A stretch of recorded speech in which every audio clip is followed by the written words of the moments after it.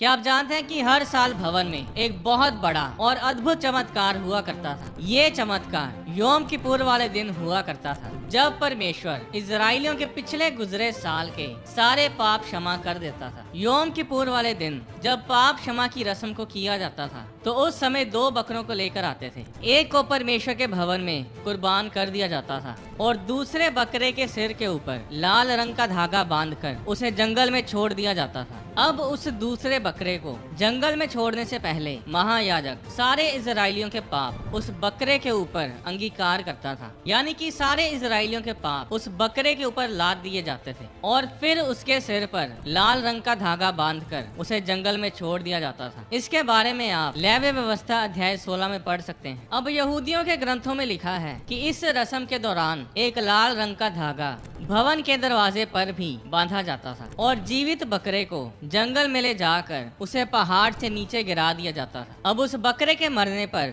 भवन के दरवाजे पर बंधा लाल रंग का धागा अपने आप सफेद रंग का हो जाता था और इस तरह इजराइलियों को ये विश्वास हो जाता था कि परमेश्वर ने उनके पाप क्षमा कर दिए हैं। और इसीलिए यशाया अध्याय 1 उसकी 18 आयत में यहोवा कहता है, आओ हम आपस में वाद विवाद करें। तुम्हारे पाप चाहे लाल रंग के हों तो भी वे हिम के समान यानी बर्फ के जैसे उजले हो जाएंगे, यानी सफेद हो जाएंगे। अब सबसे हैरानी की बात यह है कि एक समय ऐसा आया वो लाल रंग का धागा सफेद होना बंद हो गया। यहूदियों के ग्रंथ में लिखा है कि भवन के टूटने के 40 साल पहले वो लाल रंग का धागा सफेद होना बंद हो गया था। पर अब ये भवन कब टूटा? जब रोमी साम्राज्य ने भवन को नष्ट किया तो वो साल था 70 ईस्वी यानी 70 AD, जो वेस्टर्न वॉल इजराइल में है, जहाँ पर सारी दुनिया से लोग प्रार्थना करने के लिए आते हैं। वो वेस्टर्न वॉल उस टूटे हुए भवन का बचा हुआ हिस्सा है। अब अगर हम भवन के टूटने से 40 साल पीछे चले जाएं, तो समय आता है 30 ईस्वी यानी 30 AD। क्या आप जानते हैं कि ये वो समय था जब यहोवा परमेश्वर ने अपने इकलौते बेटे प्रभु यीशु मसीह को हमारे लिए कुर्बान किया और तीसरे दिन मुर्दों में से जी उठाया। यहूदी लोग यीशु मसीह पर विश्वास तो नहीं करते, पर उन्हीं के ग्रंथ, उन्हीं की किताबों में ऐसा लिखा है कि यीशु मसीह की कुर्बानी के समय के बाद यानी 30 AD के बाद वो लाल रंग का धागा